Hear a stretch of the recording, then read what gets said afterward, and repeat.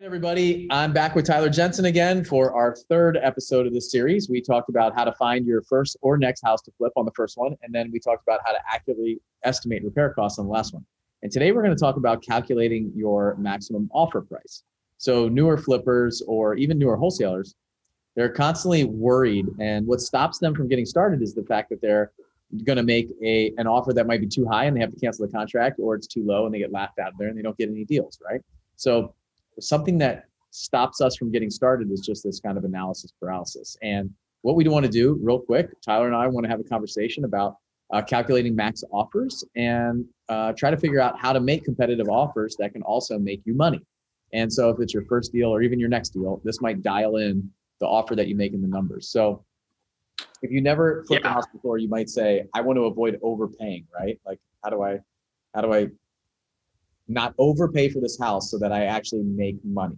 And that was a big problem for me when I got started. I'm an engineer, so I overanalyze everything. And I was just worried, and I never got started in the beginning because I didn't know what my offer should be. And so I heard this 70% rule. That was like what I heard over and over and over again. Every free forum, every Facebook page, everybody that was talking about it heard the 70% rule. So Tyler, let's start with you. What do you think about the 70% rule, and do you guys use it in your business? Not at all. Like, I agree. Like, that's really kind of that rumor that everyone puts out there, all this free content. They say, hey, it's the after repaired value times 70% minus your rehab. And that sounds great. If you can do deals like that, then definitely, like, it really sounds good, right? You're making a 30% gross margin on that, but it depends on your market. So we do not use the 70% rule, and there's a lot of reasons behind that. It really depends on your market, right? And what market you're in. If you're $1 million ARV, or you guys do houses that are like $60,000, which is crazy to me, right? And it just really depends on that market. But a 70% doesn't work in our market. It's too competitive. The margins aren't there unless you're going like directly to the seller and you get a really killer deal. Then sometimes that makes sense. But yeah, I really wouldn't use that as a rule of thumb, that 70% minus ARV. And we talked about that a little bit, but what are your thoughts on it based on your market and what you see? Yeah, just to be clear for everybody, that it's an easy like rule of thumb initially, maybe to run what I always challenge people is, as they get going and they have a lot of experience, maybe they flip 20, 30 houses in that market, to go back and look at all the properties that they've bought and sold over time in the recent time, last year or so, and try to figure out a back of the envelope math number that they could use in their market. And I did this I remember doing this when I very first joined Seven Figure Flipping. And there was a guy in the New York market, and we sat down and we looked at the last like 10 houses that he flipped. And we looked at all the numbers, and I put him in a spreadsheet and I tried to like find him that number, the 70% rule kind of number. And for him, it was like 84% ARV minus repairs. And so then I was like, well, that's weird. If he can actually pay a lot more than somebody who would come in at 70% rule. So I started kind of breaking down what was in that 30% that you took out. So remember, after repair value times 70%. So we're subtracting 30% of the after repair value from it, minus repairs. That's your offer price in this world. So in that 30% is the cost of money, it's taxes, it's insurance, it's all the holding costs, so utilities, anything else that could happen, right? And it's your profit. So all that stuff gets rolled up into that 30%, which, like Tyler said, if I had $1 million ARV, it would probably be pretty good. $300,000 of profit, money cost, holding costs, utilities, things like that, taxes, insurance. And so maybe there's $200,000 in there for me as a profit. That's pretty good. Now, if I want to be competitive, maybe I take $100,000 of profit. I can offer $100,000 more. So that would be 80% ARV minus repairs in that case. So, but when you're in a $100,000 ARV or a very low ARV, it also doesn't work, because in that $30,000 from a $100,000 ARV, I would need my profit, my taxes, my insurance, my utilities, the grass cutting, and my money costs. And so likely my profit might only be $15,000 in that case, or $18,000. And it's probably not above my minimum. So think about that when you're building it out. What I always used to use is fixed costs. I would take ARV minus fixed costs, like all the holding costs, money costs, realtor fees, everything. Oh, realtor fees, I didn't even mention in there, right? When you're buying and selling the houses. That's in there. So when I'm selling, I pay realtor fees. So, and then, so all the fixed costs minus my repairs, minus my profit. So and I would set the profit where I wanted it to be. So I think it works in the 200 to 300,000 ARV maybe. And there's a sweet spot where it would work. But really what I really try to push a lot of more experienced flippers to do that have past data is to figure out what their number is. And then they can use that as back of the envelope math. So when they run their numbers real quick, somebody sends them a deal. If it's 80% minus repairs from the pictures, then they would go deeper, like take the next step. So, but all of you listening, the purpose of this podcast is for the newer folks, the people who are just getting going, maybe your first deal or second deal. So you don't have a lot of history, and maybe you can ask a flipper that has a lot of experience potentially, but you're going to have to dial this in yourself. And don't overthink it. I'm going to ask Tyler what they use in his company, and I know they do a really good job. And so, but all it is a really easy, like calculating the ARV, that's going to be important. What's the after repair value? You get that right, it's going to work for you. If you get it wrong high, you're okay. If you get it wrong low, then you're going to be tight. It's going to eat into your profit, right? So calculating that is step one. And then I remove these fixed costs. Like I just break them down. What are my realtor fees? What are my money costs? What's my utilities? What's the taxes? What's the insurance? What's the transfer tax, the mortgage title, all the title work, that kind of stuff on the sale? And what does that look like?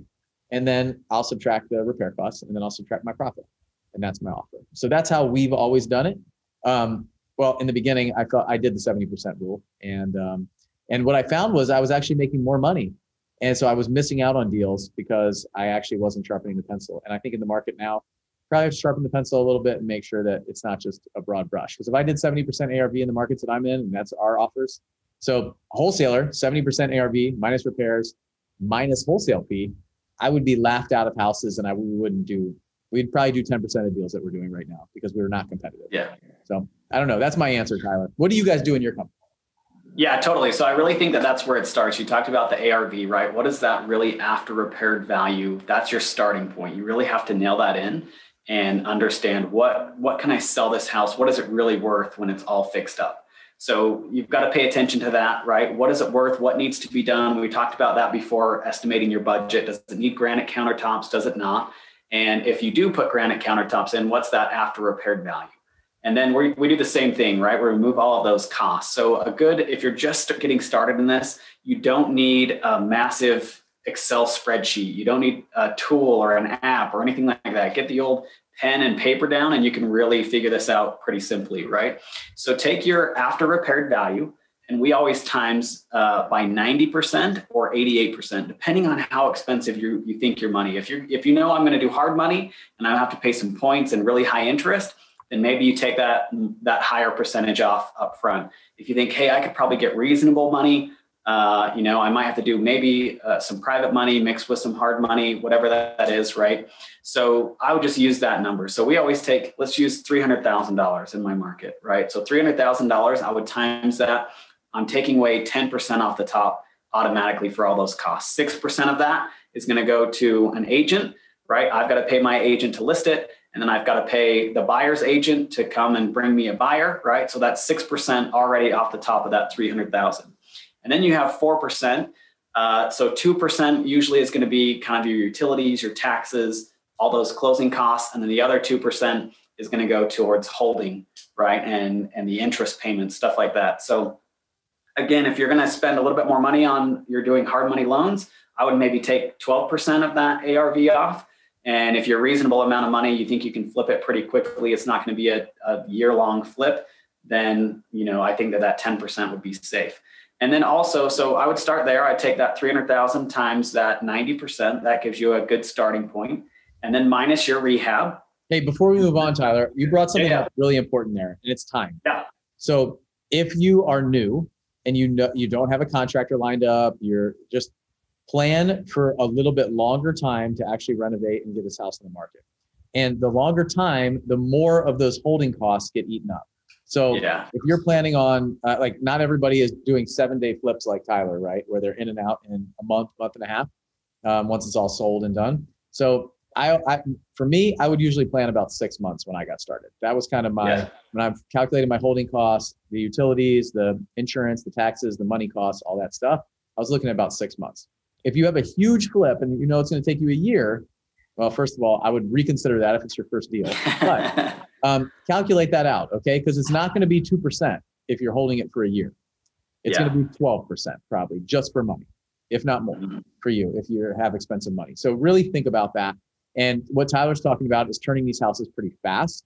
So if you're not turning them very fast, you might have to go to 15% of the ARV for money, utilities, things like that. And you can actually break this stuff out. You can actually predict, I'm going to hold the house for 6 months and I'm paying 12% interest. Then I know 6% of my money, and maybe it's 4 or 5 because the ARV is more expensive than what you're borrowing, right? But maybe it's 5% just towards money if you got 12% interest for 6 months. So think about that. And then if you have 6% realtor fees and 2% holding costs, now you're at like 13 or 14, 15. So really consider that because I think it's important. Yeah, let's get into that too. We'll talk about like how to calculate your money costs and stuff like that as part of this deal as well. So anyways, I would start there, right? At least take 10% off the top and then 10 to 15, right? Depending on your money. And we'll talk money in just a second. So we'll talk how you calculate simple interest on that money. So $300,000 times 90% for us. And then we're going to minus our rehab costs. So if you think it's going to be a $35,000 rehab, again, if this is your first rehab and you're really just getting started on it, I would always put that margin of error, at least 10%, depending on your comfort level. So if it's a $35,000 budget, you're going to almost call it 40, right? Say, hey, look, I think it's 35. I could probably get it done for 35. I feel really comfortable about that. I would tack on at least 10 to 15% on your rehab numbers just to make sure, right? And you're going to be really conservative. It's going to be a fine line that you're going to have to walk as you're offering these first couple of deals because you're getting education, you're learning. But I would always put that your budget is never what it seems, right? There's always stuff that's hidden in the walls that you don't know of. And especially when you're getting started into it, you just got to make sure that you CYA, right? You cover your butt. CYB, how about that? And then you're going to calculate any closing costs. So if you know that you're a really thick, heavy FHA buyer, right? A lot of those FHA buyers need some help on closing costs. So you can either tack that on to the ARV at the end and make them pay for that, or know that you're going to probably pay anywhere from $3,000 to $7,000 in a first-time home buyer situation. So plan on that as well. And then I would take that calculated money cost. So let's talk about that really quick. So interest in our business, most of the time, it's just simple interest. It's not compounding interest. It's not anything like that. It's simple interest.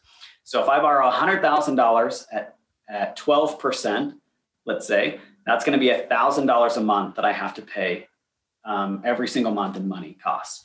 So just keep that in mind that most of the time when you're negotiating with private money lenders or hard money lenders, that it's an annual percentage rate. So that's the total interest for the whole year, right? It's not compounding. It's not doing daily compounding and interest compound on other interest, stuff like that. So just be careful of that when you're negotiating it. But for the most part, in most of our deals, it's just simple interest. So you take that $100,000 at 12%. I know that if I hold the property for 6 months, it's going to cost me $6,000 in holding costs, right? And then if you do hard money, a term in that is called points. So points is just a percentage. It's 1% of the total borrowed money. So again, on that $100,000, if it's 2 points and 12%, I know that my money cost is going to be $2,000. And so that's money that you're going to have to pay up front or as part of your loan. And then also you're going to have to pay that $1,000 every month, whether you accrue it and we just pay it off at the end, which is what I recommend, or some lenders will make you pay that interest payment every month, right? So that's a really easy way to just calculate how much is my money really going to cost. It's an annual percentage rate. Take the total amount you're going to borrow, times it by that percentage, divide it by 12 months if you wanted to, and then that's your monthly. Every month that you hold on to that property is how much it's going to cost you. So that's a really simple way to do that. So once you've got all those things, anything else to add to that, Bill? No, but you can hear if you're paying 2 points and 12% on that 100,000 and you hold the property for 6 months, just like Tyler talked about, you're paying $8,000. So 2,000 and then 6,000 over 6 months. Mm-hmm. So 1,000 a month for 6 months. So $8,000. So that's 8% of that $100,000. So maybe your ARV is $200,000 and you got a great deal, right? And so now it's 4%. But you can see how the money can really add up as a percentage of your ARV. And so think about that. If it's $150,000, it's 6% right there. Pay another 6 for a realtor, there's your 12. And now you can get eaten up on utilities, grass mowing, snow removal, like all the different things that you're going to have to do, taxes, insurance, closing costs, those kind of things on the sale. And so you really have to be thinking about those things, because that's what ate me up on some like early deals of mine. I didn't think about that stuff. Like I was like, oh, I'm going to make $60,000 on this. And next thing I know, there's like 10 grand in taxes, insurance, utilities, all of this stuff, pool maintenance on the house. The house had a pool in the very early ones I did. And I was like, oh man, I didn't think about any of this stuff. So build that in. So now we got 300,000 ARV. You're subtracting 30,000 for money and closing costs and things like that. And then $40,000 in repairs, right? So that's where we are now. Yep. So $40,000 in repairs. And then I would put another $5,000 in my market, because I know that 90% of our buyers are FHA buyers. And so I would put another 5,000 into it. And then my calculated money costs, Bill, so let's just say whatever, 300,000 at 12%. Okay. And how long are you holding it? So we got $3,000 a month. Let's say 6 months. So and another important point on this is I'm calculating for worst case scenario. If I have to hold this property for 6 months, and what if I have to take a price reduction or anything like that, right? I just want to make sure that I have a plan for that. So I'm planning on 6 months. If you get it done faster, great. That's more money that you made in your pocket. But if it takes me 6 months, I want to know what that number looks like, right? Is it still profitable if it takes me 6 months at the end of the day? So we're calculated money costs, and then you've got to figure out, okay, this is kind of where I need to be. Now I've got to work in some profit into that, right? For us, we want to make at least $25,000 to make it worth it for us to do a deal, right? So you can look at your profit and kind of take that out. And now you have what's called an MAO, is what we call it in our business, right? A maximum acceptable offer.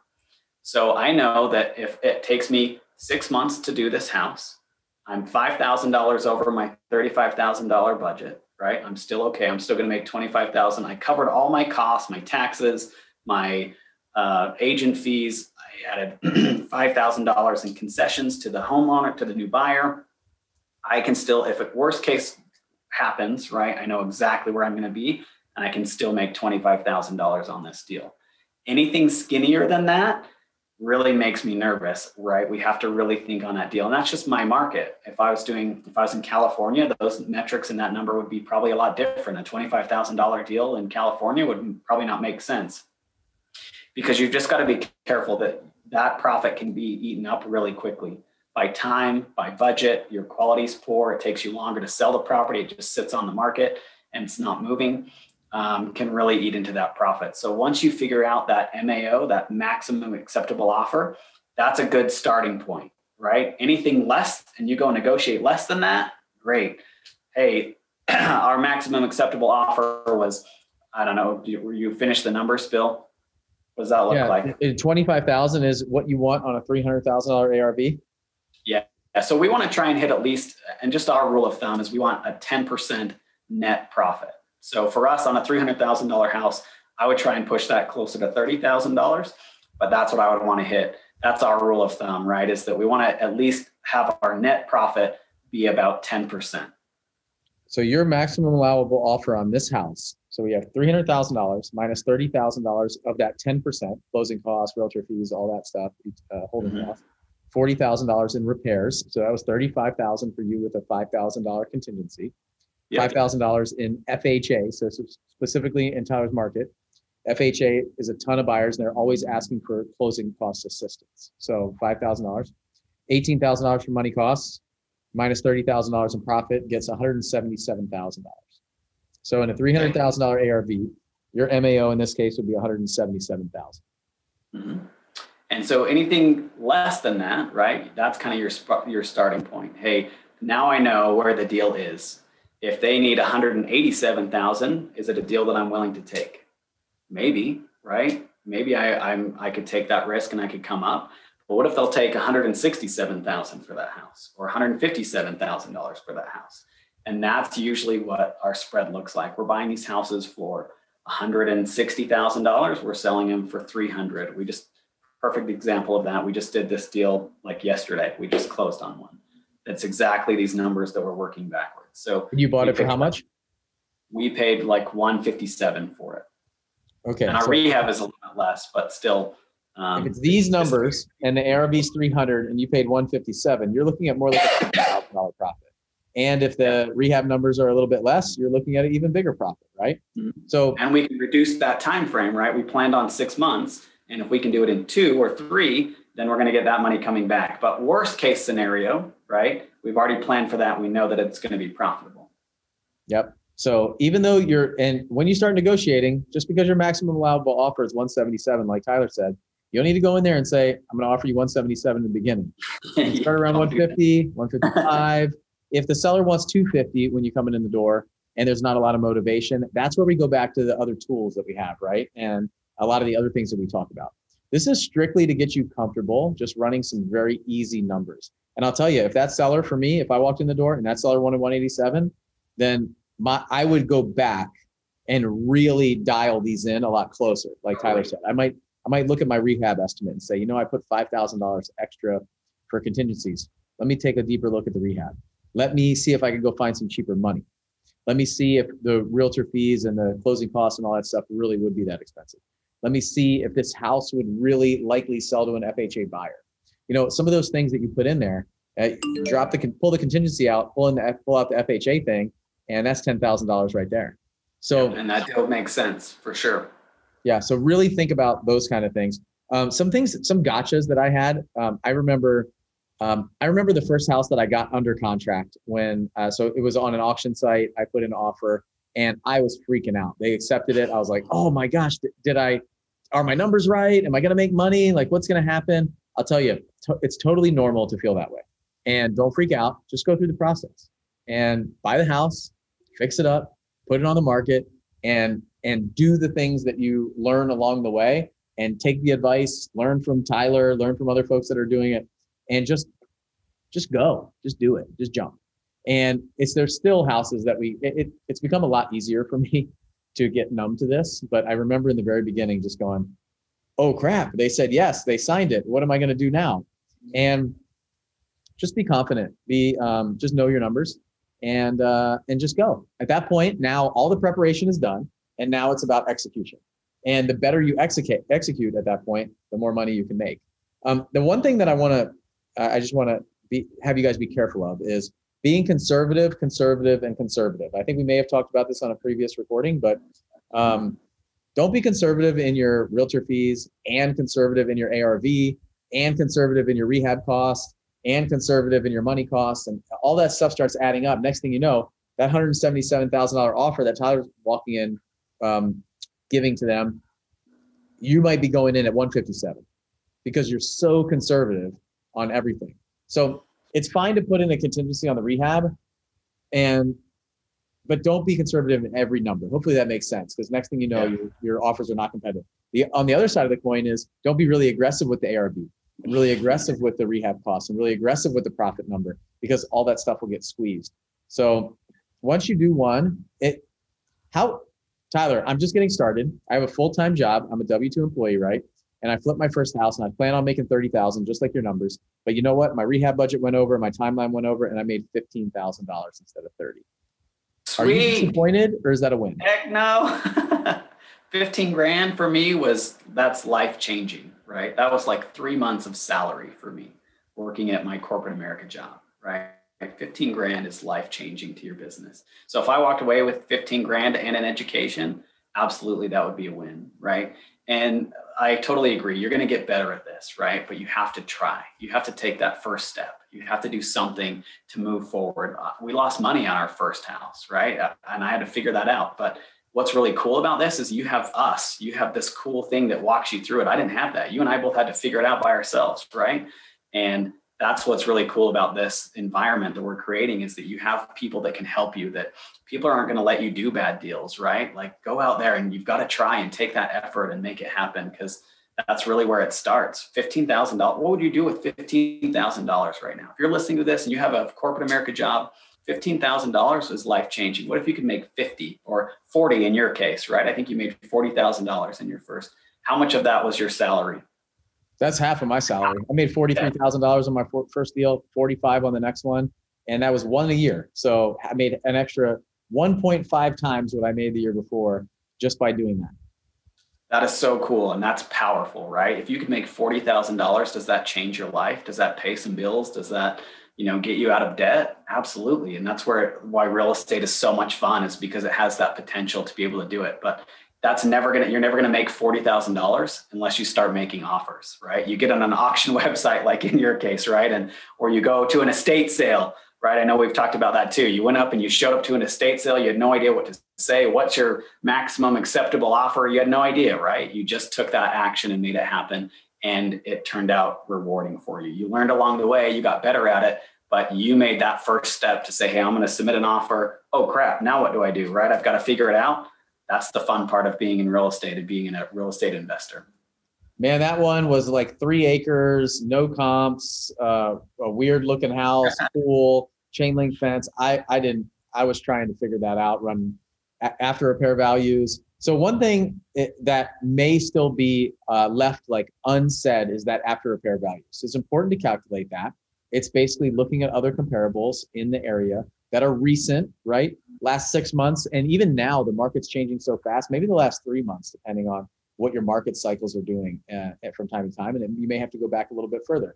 And I would typically look in that neighborhood, look at something that was around the same size, same bedrooms, bathrooms, and ideally a house that had been fixed up. So Arthur Botting and I, we did a Flip Hacking Friday call before Flip Hacking Live last October, and we put it on the podcast. So we'll link that in the show notes here so that you guys have it. So you can go back and listen to, it's a 1-hour conversation of comping properties and how we do it.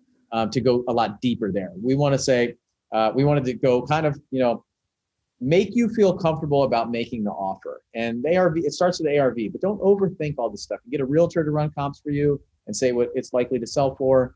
You can ask some other people. You can just kind of dive in and look. Like right now, I can get on Zillow today and find 3 other properties without access to MLS and have a good idea in that area what I would offer and what the ARV is going to be. So Tyler said, we can help you walk through some of this stuff, learn from other people, learn from people like Tyler. And on the next podcast, we're going to tell you how he might be able to hold your hand through a lot of this stuff. If you're feeling like even more concerned, overwhelmed, those kind of things, totally normal. I know that I was, and I know that I wish that I had something to help me in my first deals. And I just kind of jumped. And sometimes that's what you need. You just need to jump. And don't overthink it. Don't over-prepare. Go in the house, make the offer. The offer gets accepted. You're freaking out. I know I was freaking out on that estate sale house. I was freaking out on the auction house. I had no idea what I was doing, but just jumped in there and made it happen. And fortunately, it worked out. And honestly, if I didn't make 43,000, I made 10. I probably would still be just as excited as I was about making money, because it's just proof that it's possible, right? And that's all you need. You need to do that first deal, prove that it's possible, and next thing you know, you're going to be doing deal 10, deal 50, deal 100, deal 200, and just keep going. And then you're not even going to worry about it. Just be like, yeah, most of our deals are about 55% ARV, so I'm not even going to do all this stuff. That's my rough number. Okay, here we go. You can start seeing trends in the past of what it is. And running comps will just be like second nature to you, and you'll get really good at it. So, but the first step is to take that first step, right? You gotta go.